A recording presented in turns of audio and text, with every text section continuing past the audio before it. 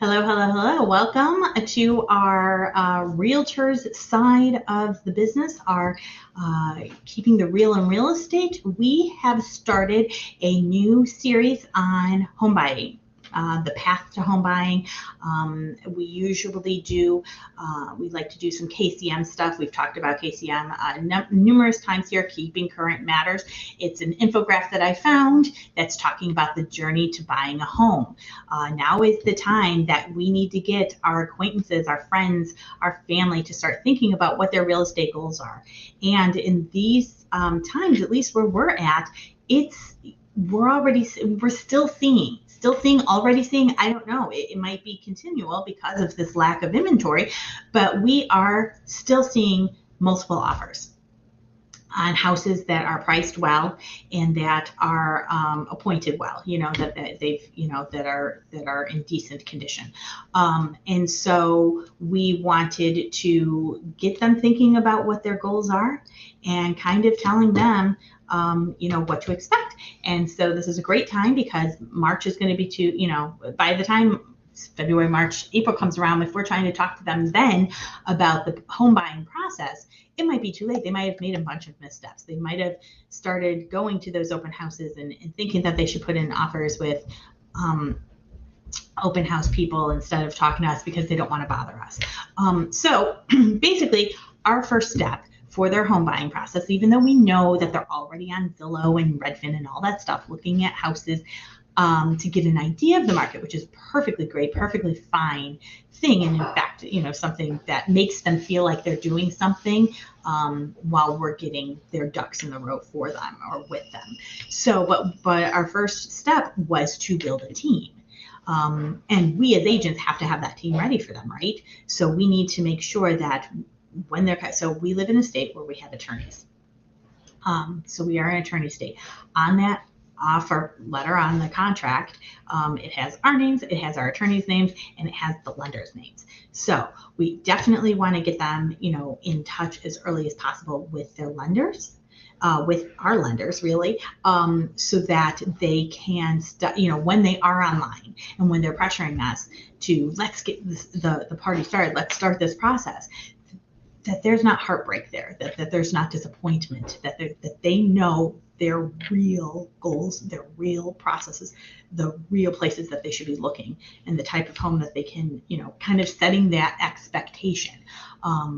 We're going to look like the bad guy if they're looking at $500,000 houses, because that's kind of the higher end in my $600,000 houses are high end in my process, in my area. If in reality they can only afford 300, and I can't believe I'm saying only 300 because again, a couple of years back, 300 in my area was nice. Now, I'm seeing houses that are way smaller than mine going for over 300. So, and I'm still surprised how much my house is worth. But anyway, I digress. But we want to make sure that they understand the expectations of how much it's actually going to cost them. We do live in Illinois again, and taxes are higher. So it's a fact. We have high taxes here, and so it's often 50% or sometimes more of their mortgage is just paying the taxes on a monthly basis. So they might think that $400,000 or $500,000 or even $300,000 is very doable for them, but when they find out that the taxes are $8,000 or $9,000 for that $300,000 house, then they start to maybe almost blame us. We're crushing their dreams. So we want to make sure that they have their inspection. We have 5 days in Illinois to do an inspection. So we want to make sure that they kind of already have talked to an inspector, understand the different types of inspections that they need or want to have. Obviously, sometimes it depends on the type of houses that they're looking at. But overall, there's so many inspections that they can try to have, and make sure that we've talked to them about that and have a game plan. So we know who that we have that pre-approval. We know who their lender is going to be.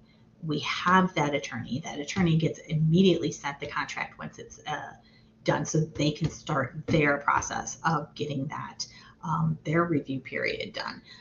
So we really just want to make sure that that they understand we have a team for them, and that we are ready to hit the ground running when they find that house that's theirs, that there's not going to be any hiccups, that we understand the process left and right and back and forth and up and down and all that stuff, and we are going to guide them the best way we can. So, how many people do, I'm interested in finding out how many, lenders and attorneys and things that people do. I know that that's constantly going back and forth. Some brokers, managing brokers require, and say you have to provide 3 or 4 or 2 or whatever, they have a number. Others are saying, hey, as long as you give them the option of hiring their own, you can only get, you can give as little or as many, options as you want. I usually try to stay between 2 and 3. I really have an inspector that I absolutely love, and so, but that's one of those that I'm more likely to give them an extra person or two just to have that on there. Maybe saying, hey, he's my number 1, but here's a couple other names. Whereas attorney and lender, I'm maybe a little bit more okay with going, here's my person, or this person, this is the person I think that would work well with you. Because some people want to work with banks. Some people want to, it's getting less and less, but some people feel better about being able to like physically write a check and hand it in, instead of going online or having it sold. There's lenders, brokers out there that, they're only holding it for a little bit and then it gets sold. And there are people, maybe a little less than before, but 5-10 years ago, people are like, I want nothing to do with this bank, whatever the bank is. And if you go with a brokerage that is going to sell it, you don't know, it could be in a month or 2 or less than already sold to that bank that they wanted nothing to do with. So, you got to kind of understand where they're coming from too. But so you definitely want more than, one option. But curious as how many options you guys usually give out for your clients. And are there any other inspections that you guys have, or any other, people besides those inspections? But most of the inspectors here do a radon test. That's huge here, but we usually have to get somebody different for a pest or a termite or air quality or something like that. So curious of what type of team you have to put together to make sure that your clients are getting the best, starting their best foot forward. Next week, we will continue on to that home buying process and what the next steps are. Talk to you later. Hope you have a great week. Bye-bye.